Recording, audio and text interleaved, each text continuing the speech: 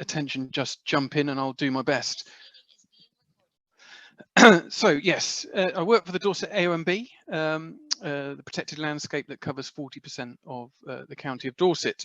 But I'm here as the catchment coordinator for the West Dorset Rivers and Coastal Streams, a mouthful, and you'll find out a little bit more about that in a minute. But my purpose for today is to try and introduce you to kind of the systems behind the rivers. You know, what organizations and bodies are interested in the river systems, and as it turns out, it's quite complicated, much like the rivers themselves. So it's a whistle-stop tour through quite a lot of complexity, but hopefully with some doors that will be easily opened for you if you're keen to do something positive for your water environment.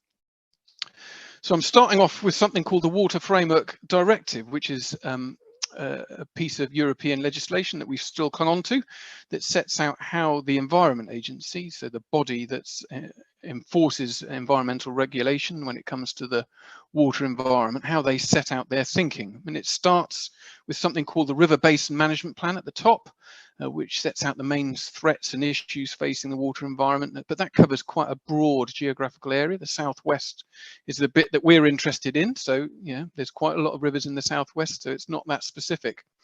But within the Southwest River Basin Management Plan, there are things called management catchments, and again, Dorset is the one that we're most closely interested in, but it doesn't cover the county. It's delimited by rivers themselves. So we've also got rivers that flow northwards into Somerset and the South management catchment, South and West, sorry, and then we've also got rivers that flow westwards into Devon East, if that makes sense, including the Axe and the Lym. But again, Dorset's quite big, there's quite a lot of rivers within it, so it's not that specific. So it's broken down again into operational catchments, and the three main operational catchments within Dorset are the River Stour for the east, Poole Harbour, and then West Dorset Rivers and Coastal Streams, which is the bit that I'm interested in. And then within each one of those, they break them down into individual water bodies, or rivers, or lakes, or groundwater, so on and so forth. And it's those where condition is assessed and the main threats are set out, and kind of some ideas of what can be done about it. And all of that, as I said, sets out the regulatory framework in which the Environment Agency operate, but it also help set out their priorities within their medium-term plan, so how they invest in that water environment. So that's the Water Framework Directive. Data is available online. If you Google Catchment Data Explorer, you can pull up maps of these water bodies, and on the right hand side of your screen is an image showing, you know, the data that's classified those stretches. So this is the Upper Brit, and it's moderate quality for fish and invertebrates, if you can see that on your screen, and good and high for lots of other things, but it's pretty poor for some of the chemicals that are found in it, particularly mercury, which is the case for all rivers in England and Wales. So there's lots of data out there from the Water Framework Directive. That's a regulatory point of view, and you can access even more of it if you know where to look. So this is some graphs showing invertebrate data. So invertebrates, insects that live in the water, are sampled by the Environment Agency, and that data, that presence or absence of certain species, helps them understand the quality of the water, from things like organic pollution, which is from sewage or the likes, which eats up, as it breaks down, eats up all the oxygen and therefore leaves very little for other life to exist. But they can also use what they find in the river to tell you about flow and whether it's stagnant or heavily flowing and what it should be, and also about sediment and whether there's too much sediment. And that's actually the graph on the left hand side here for the Asker. So we can see back in 1993 it was classed as moderately sedimented, but trends have shown up until 2017 it's been getting slightly better, so there's even less sediment in the river. So we've got sediment and spear. The one on the right hand side is looking at pesticides, and again the condition of the Asker has been getting better over the past 25 or 30 years in terms of species that are not tolerant to pesticide contamination are being found in more and more numbers, which is great. So lots of data out there helping understand the the policy framework for the Environment Agency and how they operate in and how they classify their rivers. But it's more than just that. But they're not the only ones interested in it. We know that water companies are also interested in it, another big player. And water companies are regulated by the Water Services Regulation Authority, or Ofwat, who approve these 5-yearly asset management plans, or AMPs, that water companies have to produce, which essentially tell them how much they're going to charge and what they're going to do with the money that they get out of you as the bill payer. So that's approved on a 5-yearly basis. So we're looking at prices at the moment in Price Period Review 27, which will inform Asset Management Plan 8 in 2024, I believe. And then underneath that, there are things like drainage and wastewater management plans. So there's big documents that are consulted upon about what we do with water once it goes down the plug hole, so to speak. But at the same time, there's water resources management plans, which look at how they get the water to your door in the first place, or through the taps, and whether there's going to be enough left after we've drunk it all and showered in it for the environment. And other documents like storm overflow improvement plans and so on and so forth. So lots of things being produced by Wessex Water, all of which we have a chance to get consulted on. And the one that's open at the moment is the Water Resources Management Plan. So how are they going to get water to your taps? The consultation, if you're interested, is open till the 20th of February. Just Google it and you'll find it, I'm sure. You know, the interesting bit in that document is that the forecast for 2050 is that demand will by then outstrip supply. So we've got to do something about it. Otherwise, we'll run out of water in 25 years' time. So those are two big players. There are more. I'll come on to that in a bit. But aligned to that is something called the catchment-based approach, which is where we come in as another interested body in the water environment that aligns with the kind of geographies that the Environment Agency have set up. So there's something that covers the whole of Dorset, and that's overseen by a partnership called the Dorset Strategy Group. And the aim here is to try and bring in other voices and other interests to make sure that we're all working towards the water environment in the same way and not duplicating efforts and so on and so forth. So underneath the Dorset Strategy Group level, there are working catchment partnerships for the Stour and Poole Harbour and West Dorset rivers.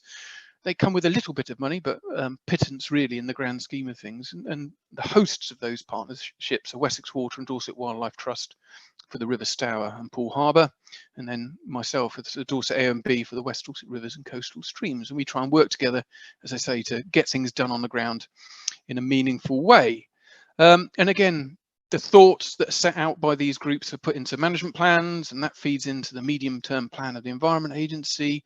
And there's funding available to partners called the Water Environment Improvement Fund that can help deliver that. And then one of the recipients of that and funding from Wessex Water is a partnership between Dorset Wildlife Trust and Farming and Wildlife Advisory Group called Dorset Wild Rivers. And that's purpose is to try and deliver nature-based solutions that benefit the water environment within Dorset. So this partnership has been working on a number of catchments over the past 5 or 6 or 7 years, and it's delivered numerous trees being planted to slow the flow of water and habitat improvements, which again will buffer the impacts of pollution on the water environment. We've done work to improve soil health and control Himalayan balsam and so on and so forth, as well as working with farmers who are the owners of most of the rivers that exist within Dorset, and to try and get them to manage their land in a way that's beneficial to the water environment too. So I've talked about the Environment Agency and their regulatory function, and Wessex Water being one of the biggest players, and how there's a partnership-based approach that tries to work alongside that to get things done. But that's 3 things. There's lots more. There's especially from Dorset, which is a very coastal focused county. We've got flood and coastal erosion risk management. There's a group of people based within the county council that deal with that, and they have their own plans and priorities. Flood risk management plans. Again, the Environment Agency are interested in flooding of what they call main rivers, but what about the small little rivers that aren't significant enough? Well, the local authority again is interested in that, has its own team delivering on that, its own management plans. We've got abstraction licensing. So Wessex Water take a lot, but so do farmers and so does everybody else. How do they make sure that they're not taking too much? Again, the Environment Agency are interested in that, but it's a different bunch of people. Talked about lead local flood authorities, nitrate vulnerable zones, the groundwater, particularly relevant for chalk. You can't just chuck stuff on the ground to make crops grow and put a bit too much on and it leaches into the groundwater, because that will have an impact on what we drink. So there's people interested in that. Development, what flushes down the toilet and gets processed at a sewage treatment work increases nitrogen into the watercourses, which is particularly bad for some habitats. So developers are interested in nitrogen neutrality. If the river's designated for wildlife, it might be a triple SI, a national site, or an SAC, special area of conservation. It could be an internationally important site. So there'll be people interested in that. Bathing water quality, I am sure there is more. Lots of groups, lots of individuals, all trying to do the right thing. But how on earth do you, as an individual or a small community group, get your voice heard in amongst all of that? Well, I'm hopefully showing you a way to do that, because if you are interested, it can be a very daunting if you suddenly bang your head against all of these things that I've talked about. So zooming in a bit to the West Dorset rivers and coastal streams, we've got the Char in the west, Little Sea and the Swan Brook in the east, Riverway in the middle, but most of the rivers focus around the River Britton, Char and Bride in the west of West Dorset. We've got a little bit of money that comes towards us to look after that, but not a lot. And we've put together what we call an issues appraisal, which takes the Environment Agency classification for the rivers. You can see that in the table on the left. Chemical conditions failed for all of them. It's not necessarily that conditions in the rivers have got worse, it's just they're looking for more things and unfortunately finding a few of them they don't want to find. And then the ecological side of things is a bit more varied, with some in good condition, some in moderate condition, and some in poor condition. We've put together a kind of profile for each of those rivers, looking at land use and geology and protected sites and other things like that. The example on the right is intensive land use on the Swan, and that will have an impact because intensive land use has the potential to leach sediments into the river. So we're looking at where that is and making sure that the buffers are in the right place to stop that. So on and so forth. But you use that as a starter point for discussions with the communities. We've had two particular successes on the River Asker and the River Char, where we've had, on the Asker, we've got 70 people directly involved with the project, including 8 or 9 skilled citizen scientists who are looking at the river on a monthly basis to make sure nothing, no pollutants are entering it, and the picture is of us bringing in some experts to look at the fish population, measuring up brown trout before they go back in the river to see if we've got healthy brown trout populations. We've done habitat improvements, natural flood management to slow the flow of water rather than rush it through the system. We work with farmers to improve land management over 15 hectares, planted loads of hedges, lots of community involvement, and as I mentioned earlier, we've cleared quite a lot of Himalayan balsam, an invasive non-native species. Char's a bit more recent, so we've done some walks and talks, volunteer sessions, again, river restoration and Himalayan balsam clearance. The picture on the right is of Tim Bowden, a soils expert, kind of eulogising about the importance of looking after your soils. It can absorb water much better if it's managed well, rather than compacted and allowing water to run off just like concrete. So we're offering advice to farms about how to best to do that as well. So we think that the catchment-based approach is a good angle into the water environment, but it is complicated. So a summary of what I've said: it's complicated, it can be daunting, but the positive thing is there's lots of organisations looking to do the right thing, but these are often driven by national or regional priorities, and it's hard to get the voice heard at a local level. But it's important, very important, that those local issues are recognised and addressed, but the best way to do that is through local action. And the good news is there's lots of help out there. I think I've seen Dorset Wildlife Trust on the call here today. They're a very good organisation in Dorset, but Farming and Wildlife Advisory Group, West Country Rivers Group and others are out there to lend a hand.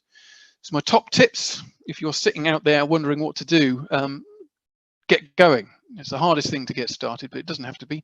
Lots of parish councils have declared climate and ecological emergencies. So first port of call for me, if I was going to do this, was to speak to them to find out what they're doing, and if they're doing nothing, offer to help. Get in touch with your local catchment partnership. So that's me for West Dorset Rivers and Coastal Streams, and Natalie Poulter, who's hosted by Wessex Water for Poole Harbour catchment and the River Stour catchment, and others are out there, but it's all available on the Catchment-Based Approach website. Seek out the data, and there's a few links that will follow from this. There's lots available, so it's important to try and understand this, because lots of investment is kind of data driven. It's got to be proven that there's an issue and there's something to do, something that you're planning to do about it will help. So that's the tricky thing, is not just getting the data, but working out what it actually means and whether it reflects what you think is happening on the ground, and if not, why not? And that's where a little bit of external help would be good. There's lots of experts out there. For example, there's the Freshwater Biological Association and the Game and Wildlife Conservation Trust have a river lab down at West Stafford, no, not West Stafford, West Stoke on the River Frome. So internationally important scientists looking at the river down there. Can we get them on board to help a little bit more and lend a hand? But yes, essentially catchment-based officers should be there to help and point you in the right direction and support you when you get going. So that's my very quick run through the complexity of it all. And the list on the screen at the moment is some of the data that's available for you to analyze and understand and help you get to grips with what's going on. This presentation will get shared around and you'll get access to that. I'll maybe put together a few more links for other organizations so that you've got that data there, those contact details there for you. But don't let it put you off, because I'm sure we're going to hear from other speakers today the success stories of what it's like when you do get going. But that's enough waffling from me. Ian, thank you very much. That's just fantastic. Thank you so much. Wonderful to have that kind of systems view from really such a wide set of agencies involved down to top tips. That's really helpful as opening our evening. So if you can stop the sharing, that's great. Done that. I'll put myself back on mute. Thank you so much. Can we just have it now? I can see everybody. Can we do just a round of appreciation for that? That's just such wonderful presentation to start from. And can I now ask Simon Browning, who's associated with West Country Rivers Trust and now monitoring technical lead for the Rivers Trust, but here independently, I think he's going to tell us. Simon, over to you. Hello, everybody. Good evening. Yeah, I'll just share my screen. Hopefully this will, and then you'll move somewhere, no doubt. Yeah, so can everyone see a nice map of the West Country? And apologies for those in the east of Dorset. I've chopped you off. I nipped off the edge of Cornwall as well to balance things up. So yeah, as Sandra said, I worked until recently for the West Country Rivers Trust as the monitoring technical lead there. And as part of linked into what Ian was saying, I acted as a monitoring technical advisor for the catchment-based approach. And then in the summer of last year, I moved to the Rivers Trust, which is the umbrella body for the Rivers Trust movement. The whole country is covered by Rivers Trusts, and so there's lots of them out there.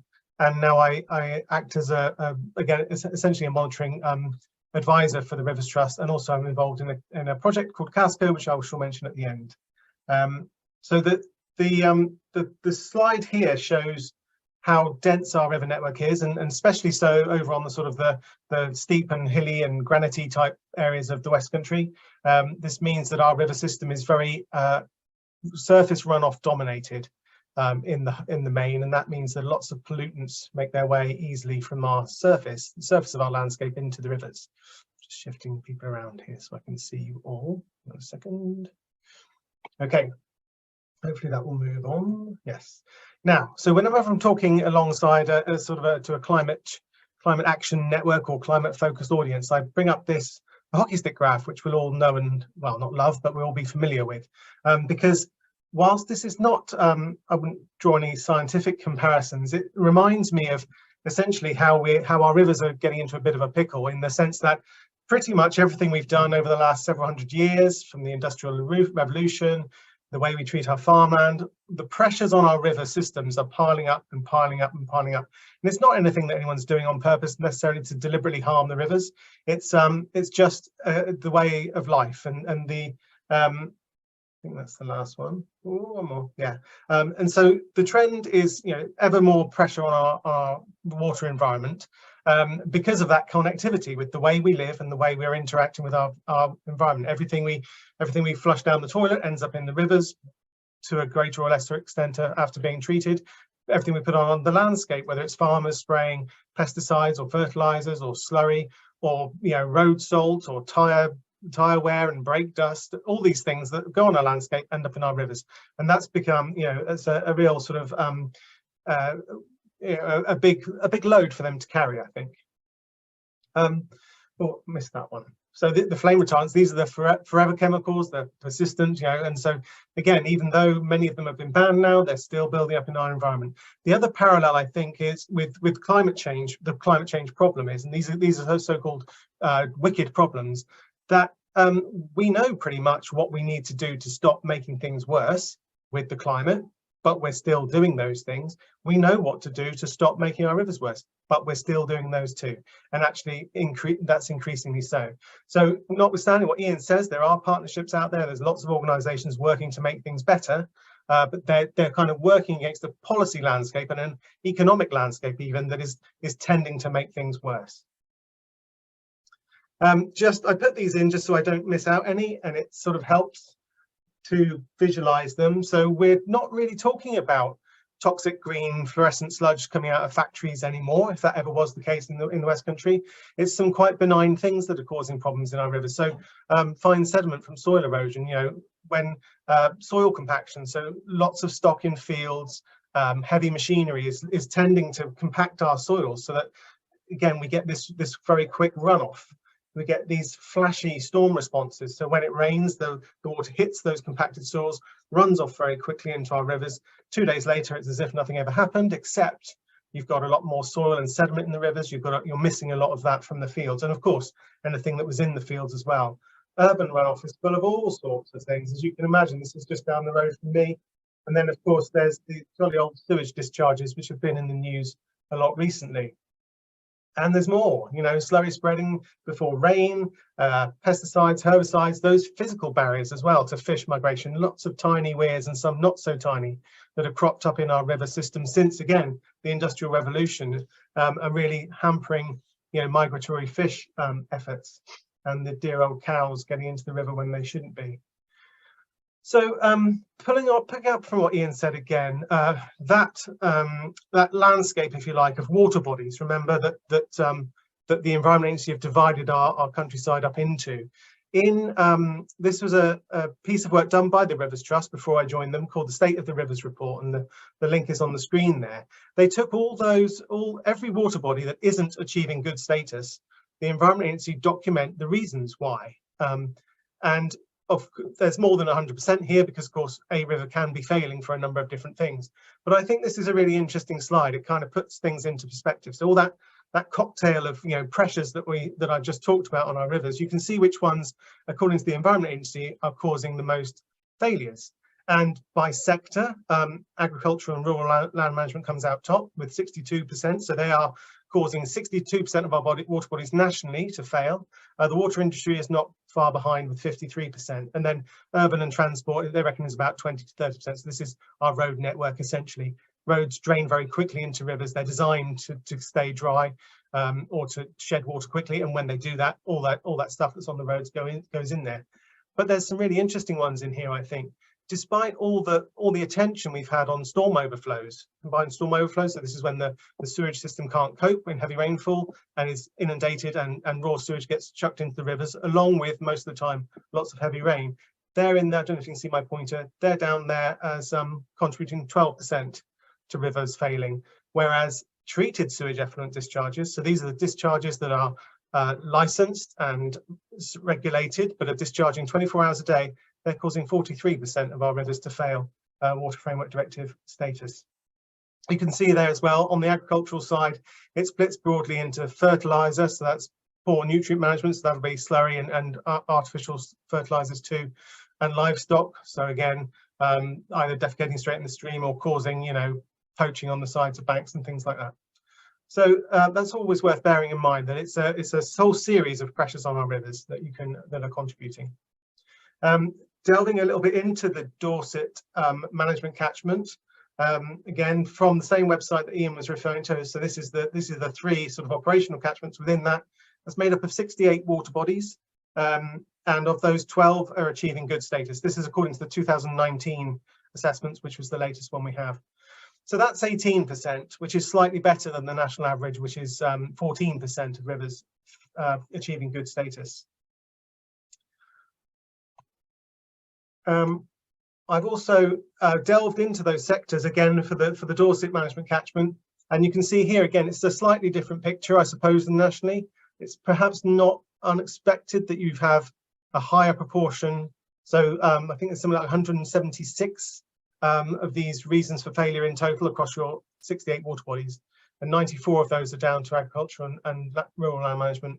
43% turns to the water industry, and 13, not percentage, sorry, these are water body numbers, 13 down to the urban and transport. So broadly similar to the national picture. So when people say what's wrong with our rivers, it's basically farming, sewage, and the road network, and a few other bits.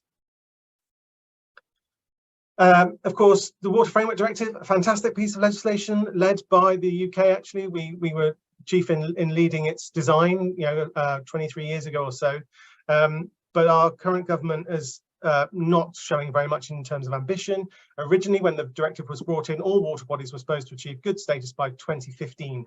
That was put back to 2027 some years ago, and they've recently nudged it back again to 2063. So, it's up to us. I'm afraid we need to drive this stuff forward. So there are lots of ways to get involved. One of the main things that you'll see is all this data that Ian and I are both referring to. The Water Framework Directive assessments were last compiled in 2019. Originally, again, they were done every year, then that slipped to every 3 years, and here we are, 4 years later, still awaiting the next assessment. So the monitoring that's going on, the data that we have on our rivers is actually pretty sadly lacking. One of the main things when you look at the database, catchment partnerships are supposed to be evidence-led, so that we can direct our resources into the most needy places in terms of rivers. But actually that evidence base is very thin and it's out of date as well. So that's why in a lot of cases we really need extra data. We need people stepping up, getting involved in some of the organised schemes. You're very lucky in the West Country that the West Country CSI scheme is running. That doesn't run nationally. It's something that we developed at West Country Rivers Trust when I was there. But also there's other schemes like Riverfly, which look at the invertebrates in a river to tell you about how healthy the river is. And the Modular River Survey, which is telling us now about it's fairly new, telling us about the morphological, so the sort of the physical side of the river, and something about habitat, because all that water rushing into our rivers very quickly has a very damaging effect, but quite a long running one. They've been suffering for hundreds of years, really, in terms of us altering the hydrology. That leads to a lot of our rivers being quite incised and not in touch with their floodplain, which is a bad situation for a river to be in. And then just a final couple words about what I'm up to now in my other day job. So where I work for the Rivers Trust, it's partly helping out on a project called CASCO, which stands for Catchment Systems Thinking Cooperative. This was a project that came out of the Catchment Data User Group, so a subset of the catchment-based approach, if you like. Again, in 2019, that really started to highlight this issue of not enough data and being able to kind of draw more value out of volunteers, to support volunteers and to essentially benchmark different methods against each other, so that the people like the Environment Agency, the water companies, the catchment partnerships can actually make more use of the volunteer data on a day-to-day basis to direct those kind of resources. So it started a couple of months ago, looking at 8 different pilots across the country. The nearest one to you is the Tamar in the southwest. But we're hoping to share that information. I kind of get information in from other people as to what methods you're using, what's working well and what isn't, and also send that out again. So by the end of the project in 3 years' time, we hope to have really altered the way that monitoring is done in this country by putting much more power in the hands of communities, so that you can gather your own data and be much more kind of in a position to argue for your rivers, alongside those people who are pulling the strings in terms of managing the resources to kind of fix them. So I think that's all from me. I hope that was around 10 minutes. I shall stop sharing and we'll be around for questions later. Simon, thank you. That's brilliant. Thank you so much. It's a wonderful extension and interesting to hear about your last project there. And yes, do store your questions up, because we're treating these 3 talks like afterwards as a panel, so that there'll be time for questions after Dominic's spoken to us. I can't see you on the screen at the moment, but Thank you very much again, Simon. And can I introduce Dominic, who's currently helping to deliver the Connecting the Culm Interreg project, and I'm sure he'll introduce himself. There you are. Hello. Hi, Sandra. Thanks Hi. a lot. Okay. Yeah, I'll share my screen. I hope I've got give me some rights for that. I might be just about. That seems to, yeah. Yeah, wonderful. Is that all good? That's all great. Can see that. Thanks a lot, and good evening, everybody. So yes, I'm Dominic Ackland. I've been working for the Connecting the Culm project for the last 4 years. I just wanted, Sandra invited me to talk about that project, what we worked on, and it's really sort of taking a lot of the principles that Ian and Simon have been talking about and applying them in a catchment. And Simon actually was involved when he was working for West Country Rivers Trust in helping us with some aspects of the project. So this is the Culm catchment. It's 100 square miles, and it's just to the northeast of Exeter. And actually the Culm comes down from the Blackdown Hills and then runs down and joins the River Exe just north of Exeter. And the project really arose because the Culm has been overlooked really as a catchment for many years. Other ones receive more interest, but it's had a lot of problems. I mean, a classic indicator of that is that South West Water used to extract drinking water from the Culm, but some good while ago it just became too dirty and it moved its extraction point out of the river onto the Exe. So we were very conscious of these problems, and this is what the project sort of arose from. We were able to secure a significant slice of European funding back in 2018 from the Interreg programme. So we have nearly £1 million to spend over this period, and that I realise is quite unusual. But I hope that some of the things we developed and some of the principles we brought into being will kind of be transferable to any catchment, really. The project was led by the Blackdown Hills AONB and initiated by them, but we had funding from and good close partnership with the Environment Agency, Devon County Council, the National Trust, and Mid Devon District Council.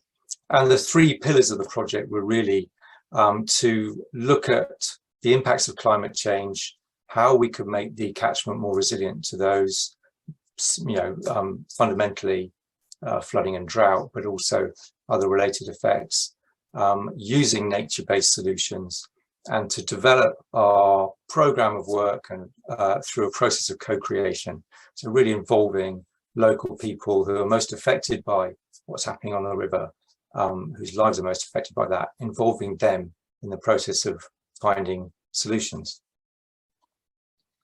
One of the first things we did was start working with a local artist to kind of visualize a lot of the issues. And one of the first issues was that the catchment was very disconnected. People at the top of the catchment didn't really kind of understand what might be happening further down and how their actions might affect people further down. So we started to, we created these 2 visualizations. This is looking up the Culm, up towards the headwaters.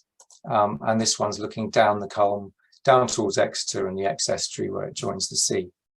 And just that first kind of sense of engagement, involvement. And we use these images to start talking about the issues affecting the river. And we also developed some artwork talking about these kind of doomsday scenarios, really, of what might the catchment be like in 2050 if things just go, are unchecked and not dealt with. So, this is two scenarios here, one of extreme winter flooding with very poor water quality, bridges having to be raised above the floodplain, communities becoming swamped and redundant. And then in a peak of summer, intense heat, wildfires, soil erosion, livestock all having to be housed in barns, runoff into the river, the river deprived of water. And it's strange after last summer to think how close the landscape felt to that, actually. And so this was quite prescient. But we used this imagery to engage with people and and start to have these conversations about, well, what do we do instead? One of the issues that's really powerful in the catchment is that the main railway line to the southwest runs through at a place called Heel Crossing, and this is Heel Crossing in 2021, and you can see the railway line's closed, and the railway line ends up being closed about once a year on average, and that's a huge cost to the economy, to Network Rail, to people's lives, and convenience. And this is the road here, and Network Rail are investing in the near future £7 million to raise the road here above the floodwater and encourage the water to travel downstream much faster. So they're putting in an engineered solution to tackle this. And the lifespan of that solution is only expected to be 10 to 15 years before climate change and increasing rainfall once again returns the problem. So we're talking to Network Rail about how we can use nature-based solutions at a catchment scale to try and reduce the pressures of water at this pinch point and find a more cost-effective, more resilient long-term solution that also has the benefit of boosting nature. So we're very keen on nature-based solutions, and does anybody with any sense. And this is the Environment Agency, which has a kind of useful guide to it, because we talk sometimes about nature-based solutions, bling, and it's very easy to just think that kind of throwing in some leaky dams and kind of offline storage is going to be a helpful thing, and it is helpful, but it's not really tackling the fundamental problem, as Simon was really talking about. We need to get the natural performance of the catchment, the soils across a wider landscape working much more naturally, and that is our key first layer of intervention, is to try and do that. The trouble is it's very difficult. Lots of farmers are going to have to change their practices to make that happen. And then a sort of intermediate one is restoring natural processes, trying to reconnect the river with its floodplain so it floods more naturally and more frequently actually onto typically farmland, rather than being channeled down the river very fast to hit our much more costly areas like urban centres. We've got beavers on our doorstep in the Culm. These are the beavers from the River Otter, which is our neighbouring catchment, and so we're very hopeful that they'll be joining us soon, and they'll do some of this work very naturally for us. And of course they are spreading across the countryside pretty rapidly, so that's great news. But we are going to have to do more than that, perhaps to mimic what beavers might do as well, and make a welcome home for them. So with some of our funding, we've developed a detailed hydrological model for the catchment, and that identifies where we should best invest our efforts to make changes to make the catchment more resilient. And this one is the one that's highlighted here, is actually about features for drought, but and runoff attenuation. But we can click this different layers on and off on this map and find out where it's best to target our resources. So that's been a useful tool. And our whole process of community engagement over the 3 years has involved bringing people together. Initially, we did a lot of it online because of COVID, but lately we've been able to do much more in person. And just start firstly to raise awareness about the issues and an understanding of what's happening, and then get people to start thinking about what would work for them in the catchment, what we could do to tackle these issues. And those were fed into our developing a long-term vision of what we wanted the Culm to be like by 2050, and some underlying principles for our action plan, which I'll come to in a minute. Yes, volunteer assistant scientists, West Country CSI was very active in the catchment, and we went, I think, from just one scorecard for the Low Culm being produced to 6 by 2021. So we had dozens of citizen scientists carrying out water sampling through the catchment, and that's been really important. We've also had people, Himalayan Balsam Action Group. We've had Riverfly scientists as well going out. So there's been lots of focus and energy around looking at water quality and river condition. And I saw that Simon had the Lower Colne scorecard up on his slideshow too, and many of you might have seen these before, but it's a great kind of community-driven and inspired tool for understanding what's happening in the river. So yes, all of this has really been drilling down into creating a 25-year action plan for the Colne. And it's recognizing that tackling these problems is not simple and requires a huge amount of change from lots of different sectors. And this blueprint tries to bring together, I call it an investment plan, really. It's trying to get together all the resources of all the different agencies and organizations that are interested in the health of the river, and getting them to coordinate and collaborate.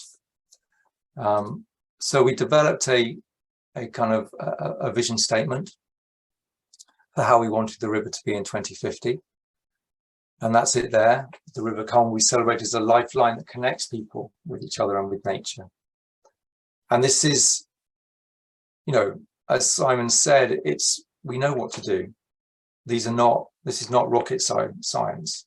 And we shouldn't have, this is what we should expect. This is the kind of nature that we ought to have, that the water will run clear, wildlife will flourish, and people can easily access and enjoy these benefits. But we are so far from that at the moment. We've given ourselves to 2050 to achieve it.